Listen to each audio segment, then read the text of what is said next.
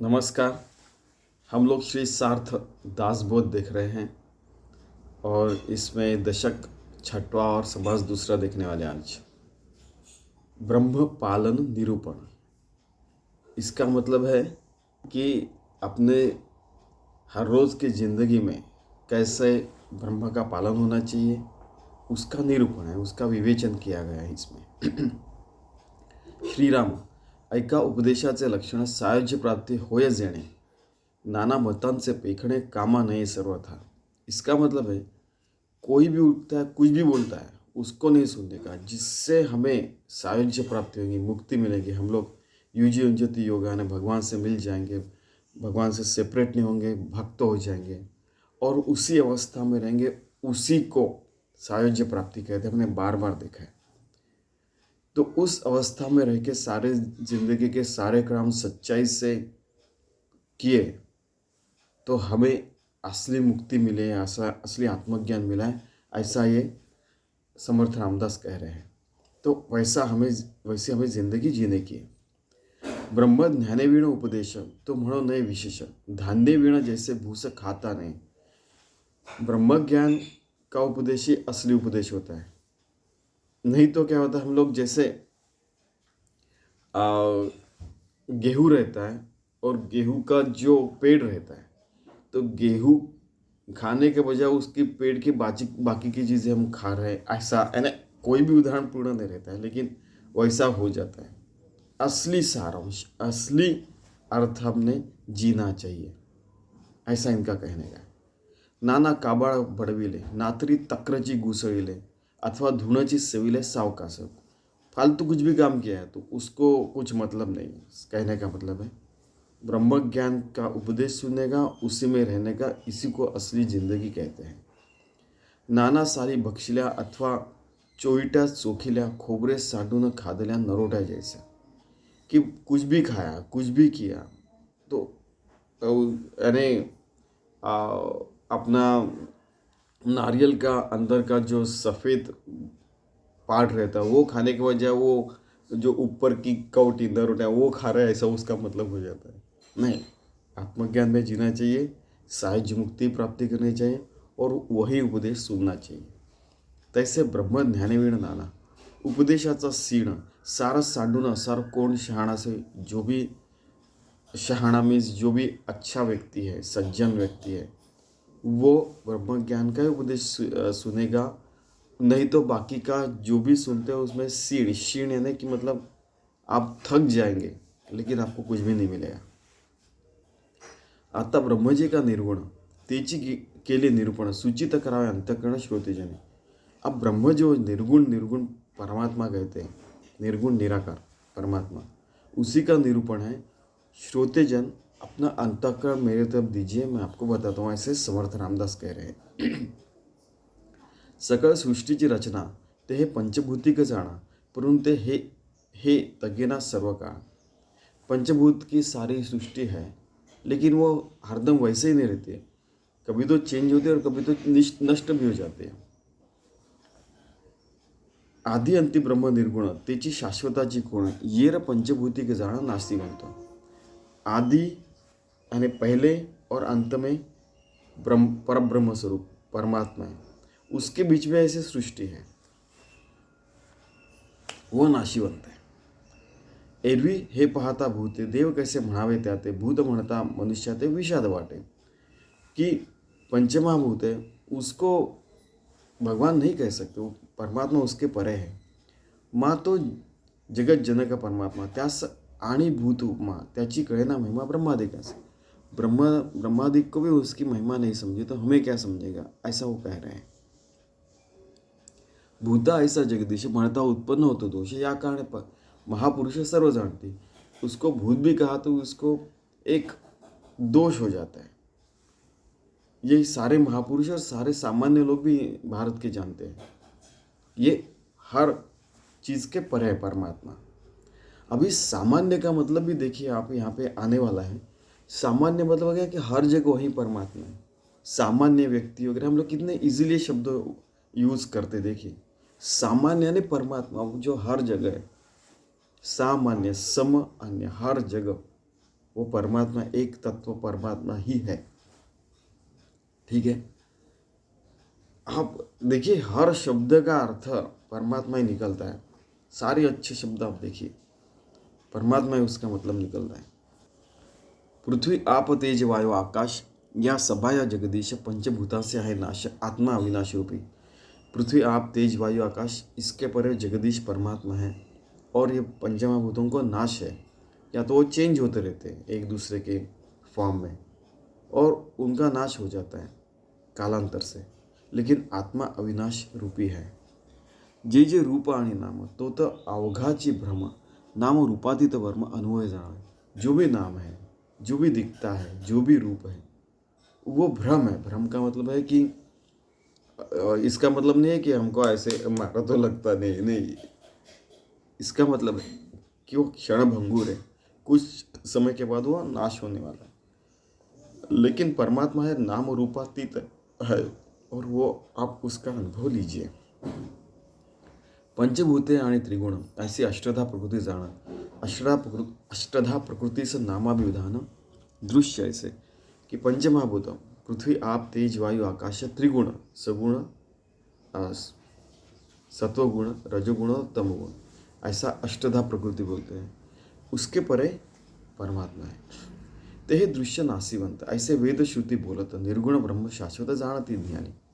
दृश्य नासीवंत है, श्रुति ऐसा कहते। श्रुति यानी कान से सुनने के बाद जो भी हमने लिख के रखा है, श्रुति और स्मृति। स्मृति यानी जो मनन कर से पाठांतर करके वो सारे लिखे हुए हैं, और वो श्रुति होगा। श्रुति यानी कान से सुनने के बाद। तो ऐसे निर्गुण ब्रह्म शाश्वत है, ऐसा ज्ञानी लोग भी कहते हैं, आत्मज्ञानी लोग। जे शस्त्रे तोड़ीदा तोडेना, जे पावके जाळीता जळेना, कालविता कालवेना आपे करूने। कि उल्टा देखते कि आपे म्हणजे पानी में घुल-मिल नहीं जा सकता है, आग उसको जला नहीं सकती है और शस्त्र भी उसको तोड़ नहीं सकते। ऐसा जो है वो परमात्मा है। यहाँ पे अगर परमात्मा उसको हमने तोड़ा तो अभी फिर यहाँ पे क्या है, वही परमात्मा, उसको तोड़ नहीं सकते। जे वायु से नहीं उड़ेना, वायु जो है उसको उड़ा नहीं सकता। ऐसे उठा के अरे यहाँ पे परमात्मा वायु है और उसको उठा के लगेगा, ऐसा नहीं हो सकता। जे पड़ेना ना झड़ेना, जे घड़ेना ना दड़ेना परब्रह्म है। जो गिरता नहीं, जो उठता नहीं है, जो जिसको कुछ आकार नहीं दे सकते, ऐसा सब कुछ दड़े ना, वो यानी कहीं पे गिर सकता है, कहीं जाके उसको छुपा सकता है, ऐसा नहीं। परब्रह्म परमात्मा हर जगह हर क्षण है, ना छुपा सकते हैं और आपको विशेष दृष्टि से उसको देखना पड़ता है। नहीं तो बोलते कहा हमको तो नहीं दिख रहा, तो विशेष दृष्टि से देखना पड़ता है या दिखता है। जासी वर्णची नसे, जे सर्वाहुनी अनारी से, परंतु असतची ऐसे सर्व का हर समय हर जगह रहता है। उसको वर्ण भेद नहीं है, धर्म भेद नहीं है, कुछ भी नहीं है।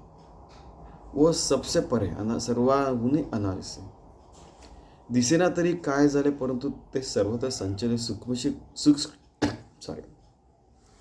सूक्ष्मशी कोंदाटले जेथे देते। कि अरे क्या हो गया, वहाँ पे तो आज ये था, वहाँ पे नहीं दिख रहा है। जैसे हम लोग अगर कोई आकाश का ज्ञान रखते तो ऐसे दूरबीन लगा के देखते, अरे कल तो वहाँ पे वो था, आज क्या हो गया। बाद में 2 मिनट के बाद दिखता है कि उसके ऐसा वो जो तारा रहता वो टूट गया, उसका पल्सार बन गया, फिर वो दिखने लगता है वैसा। यानी अभी था अभी नहीं, ऐसा भी हो सकता है। स्वामी जी हरदम एक उदाहरण देते थे कि अरे कल ही तो मैं उस आदमी को मिला था, आज नहीं है। 80 साल के व्यक्ति थे वो, ठीक है। तो वो हर जगह है और वो सूक्ष्म है, और यानी बहुत माइक्रोस्कोपिक है और मैक्रो भी है, बहुत बड़ा भी है और बहुत छोटा भी है। वो कितना बड़ा है किसी को नहीं पता और कितना छोटा है वो भी नहीं पता, लेकिन हर जगह वो भरा हुआ है। सर्वत्र संचल है, सर्व का और हर समय है। दिसेना तरी काय झाले, परंतु ते सर्वत्र संचले सूक्ष्मची कोंदाटले जेथे ते। हर जगह वो सूक्ष्म परमात्मा हर जगह है। दृष्टी से लागले सवय, जे दिसेले तेची पावे, परंतु गुजते जाणे गोप्य है। कि हर जगह दिख रहा है लेकिन वो गुप्त भी है और वो गुप्त दिखता भी है। आश्चर्य है। प्रकटते जाणावे आसार आणि गुप्तते जाणावे सार, गुरुमुखे हा विचार उमजो लागे।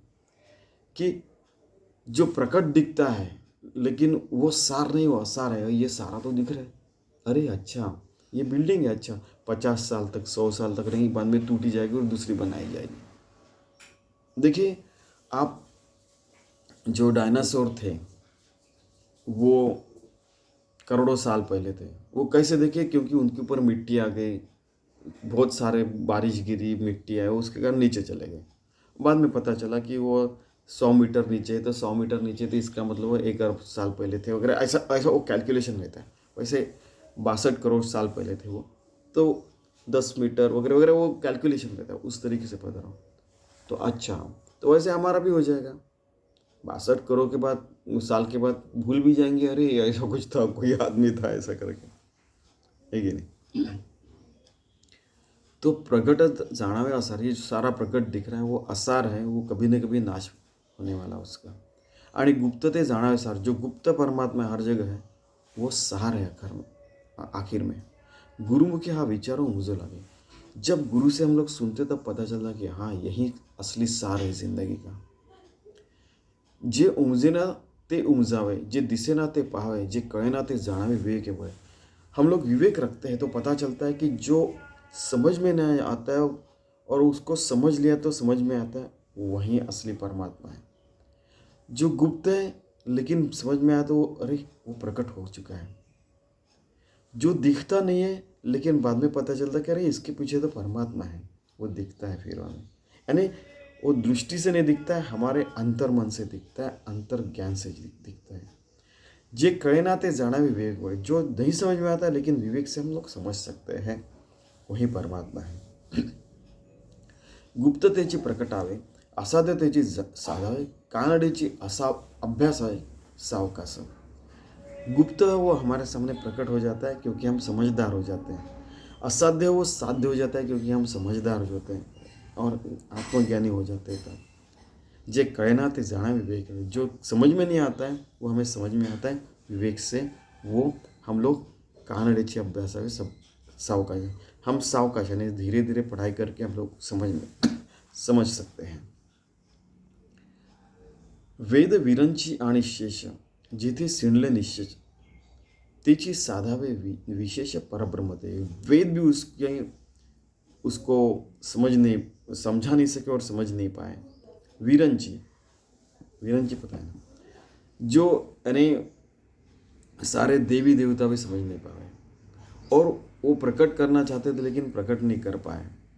जो असाध्य है वही साध सकते हैं। जो यानी जिथे सिणले दिशे, जो वो सीण यानी वो थक गए, यानी उसका वर्णन करते वेद विरंच आणि शेष, जेथे सिणले दिशे, जो वो उनके वर्णन करते करते थक गए परमात्मा का। तेची साधावे विशेष परब्रह्म ते, वही विशेष परमात्मा हमने साधना चाहिए, हमने योगी बनना चाहिए, भक्त बनना चाहिए, तभी हमें वो समझ में आएगी। तरी ते कोणे परी साधय, तेची बोलिले स्वभाव, अध्यात्म श्रवणे पाहावे परब्रह्म ते। वो कैसे साध सकते हैं हम लोग? तो अपना स्वभाव अध्यात्म के तरफ जाना चाहिए। सुनने के बाद, उसका निधिध्यास करने के बाद, उसको समझने के बाद, उसमें एक रूप होने के बाद, योगी भक्त होने के बाद हमें वो परब्रह्म परमात्मा समझ में आता है। ऐसे यहाँ पे लिखा है, पृथ्वी नहे, आप नहे, तेज नहे, वायु नहे, वर्ण व्यक्त ते, ऐसे नहीं अव्यक्त थे। जो अव्यक्त परमात्मा है, पृथ्वी आप तेज वायु आकाश के परे है। तयास म्हणावे देव वरकड लोकांचा स्वभाव, जितुके गाव तितुके देव जनाकार। वैसे देखा जाए तो जितने गांव है उतने देव हैं अपने भारत में, और लोगों के स्वभाव से भी बहुत सारे व्यक्तियों को, शक्तियों को वो देव मानते हैं। तो वो देव है, परमात्मा वो देवों के परे है, बस इतना सिंपल कहना है उनको। और दूसरी बात है कि वो देवों को हम लोग जब देखते हैं तो परमात्मा को ही हम लोग देखते हैं। देव तो एक खिड़की है जैसे देखने के लिए, जैसे हम लोग फोटो निकालते हैं, छोटा सा दिखता है अपने को, एक पर्वत दिखता है, कुछ तो भी दिखता है, लेकिन वो पूरी सृष्टि रहती है देखने में, कि वो एक खिड़की से हम लोग देख रहे हैं परमात्मा को। वैसे वो जो देव रहता है उसके माध्यम से वो जो अनंत कोटि ब्रह्मांड नायक है, उसी को हम नमस्कार कहते रहते हैं। ठीक है। और जैसे भगवान की मूर्ति को या फोटो को, तस्वीर को हम लोग प्रणाम करके उस परमात्मा की तरफ जा सकते हैं, सगुण भक्ति निर्गुण भक्ति, सगुण से निर्गुण की तरफ जा सकते हैं, वैसे ही हर व्यक्ति, हर शक्ति, हर देव, हर जो सारी चीज़ें रहती हैं जिससे परमात्मा की तरफ जा सकते हैं, उसी को देव कहते हैं। ऐसा देवाचा निश्चय झाला, देव निर्गुण प्रत्यय आला, आता आपण जी आपला शोध घ्यावा। ऐसा भगवान हमें समझ में आया तो हम लोग बाद में पता चलता है कि हमें उस भगवान से एकरूप होना है और उसी का हमने शोध करना चाहिए और उसी से एकरूप होना चाहिए, ऐसे समर्थ रामदास कह रहे हैं। माझे शरीर ऐसे म्हणतो तरी तो जाणे देहा वेगळा चितो, मन माझे ऐसे जाणतो तरी तो मनही नहीं। मेरा शरीर, मेरा मन, मेरी आँखें, ऐसा हम लोग जो कहते हैं, मेरी बुद्धि, तो ये कहने वाला मैं जो, वो ये देह के परे है। उसको समझ लेना चाहिए कि मैं मन नहीं हूँ, मैं बुद्धि नहीं हूँ, वो देह नहीं हूँ। तो वो जो मैं है उसको समझने का, उसी को समझने के बाद हम परमात्मा से एकरूप हो सकते हैं, ऐसा कह रहे समर्थ रामदास। पाहता देहाचा विचार अवघा तत्वाचा विस्तार, तत्वे तत्व झाड़ता सारा आत्माची उरे। कि तत्व से तत्व का झाड़ा किया, जैसे पृथ्वी, आप, तेज, वायु, आकाश, बाद में परमात्मा, परमात्मा से आकाश को, आकाश से वायु को, वायु से तेज तत्व को, तेज तत्व से आप तत्व को, आप तत्व से पृथ्वी तत्व का, ऐसे हम लोग झाड़ा किया ने उसको एक एक करके कांटे से कांटा निकाला तो पता चलता है कि तत्व से तत्व का झाड़ा करने के बाद, निकालने के बाद पता चलता है कि हर तत्व में भी परमात्मा है और वो तत्वों के परे भी परमात्मा ही है। कितना बढ़िया बताया। आपणासी ठावाची नाही, येथे पाहणे न लगे काय, तत्वे ठाईचा ठाई विभागून गेली। कि हमको आखिर तक पता नहीं चलता है कि मैं कौन हूँ। इसका कारण है कि हम लोग ऐसा झाड़ा नहीं करते, झाड़ाने ऐसे तत्व से तत्व बाहर निकाल के हम लोग देखते नहीं। हम लोग हर चीज़ अलग देखते, बाद में पता चलता है कि अरे हर तत्व तो परमात्मा से बना है। पंचमहाभूत, हर तत्व यानी पृथ्वी, आप, तेज, वायु, आकाश, सारे हर चीज़ भगवान से बनी हुई है, वो निर्गुण निराकार परमात्मा से। बांधली आहे तो गाठोडी, जो कोणी विचारे सोडी, विचार पाहता ही गाठोडी आढळेना। गाठोडी यानी एक ऐसा कपड़े का जो ऐसा हम लोग ऐसा बांध लेते हैं, उसको गाठोड़ा कहते हैं मराठी में। तो ये अपना जो अपनी जो बॉडी रहती है, देह रहता है, वो है इसे पंचमहाभूतों की गाठोड़ी रहती है, ऐसी बांधी हुई है। और आत्मा इसके परे रहता है। जल्दी से जल्दी समझ लीजिए, ऐसे समर्थ रामदास कह रहे हैं। तत्वाचे गाठोडे शरीर याचा पाहता विचार, एक परमात्मा निरंतर आपण नहीं। परमात्मा निरंतर है और देह ऐसा थोड़े दिन के लिए आया हुआ है, लेकिन ये देह अपन नहीं है, आपण नहीं, ऐसा समझ लीजिए। आपणासी ठावची नाही, जन्मवृत्ते कैसे काही, पाहता वस्तूचा ठाई पाप पुण्य ने से। कि हमें पाप पुण्य के परे जाना है, सारे पुण्य और अच्छे काम ही करने के, लेकिन जन्म मृत्यु के परे, ये सारे के परे जो परमात्मा है उससे एकरूप होने का। और फिर उस भाव में, उसको स्वर्ग भाव कहते हैं, उसमें रह के सारे काम करने, वर्क इज वर्शिप, कर्म ही पूजा के समान जिंदगी जीने की। देह बुद्धि ने बांधला तो विवेक मोकळा केला, देहातीत तो होता पावला मोक्ष पद। देह बुद्धि से हम लोग बन जाते हैं, लेकिन मोक्ष पद मिलने के बाद विवेक से हम लोग देखते हैं तो हम देहातीत बन जाते हैं परमात्मा से। देह के अतीत, देह के परे कौन है? परमात्मा। झाले जन्माचे सार्थक, निर्गुण आत्मा आपण एक, परंतु हा विवेक पाहिलाच पाहा। जन्म का सार्थक हो जाता है, निर्गुण आत्मा से हम लोग एक रूप हो जाते हैं, पता चलता है कि हर जगह वही है। विवेक से हम लोग देखते हैं तो उस परमात्मा को हर जगह देखने का, रहने का, जिंदगी जीने का, हर रोज की जिंदगी ऐसे हम लोग जी सकते हैं। कोई भी सामान्य व्यक्ति का मतलब अभी पता चला, सामान्य क्या है? परमात्मा समान भाव से हर जगह भरा हुआ है, उसको सामान्य कहते हैं। देखिए और एक शब्द मिला हमें। हाँ, आखिर में पता चलेगा कि हर शब्द का मतलब वही है। जागे होता स्वप्न सरे, विवेका पाहता दृश्य वसरे, स्वरूपानुसंधाने सारे प्राणी मात्र। जैसे सपने से हम लोग जग जाते हैं तो स्वप्न से बाहर आ जाते हैं। वैसे ही जब ये पता चलता है तो ये ज़िंदगी का सार्थक हो जाता है और विवेक से सारे दृश्य नष्ट हो जाता है और हम लोग स्वरूपानुसंधान में एक रूप हो जाते हैं। सारे प्राणी मात्रों को ये स्वरूपानुसंधान में रहने का अधिकार है, ऐसा समर्थ रामदास कह रहे हैं।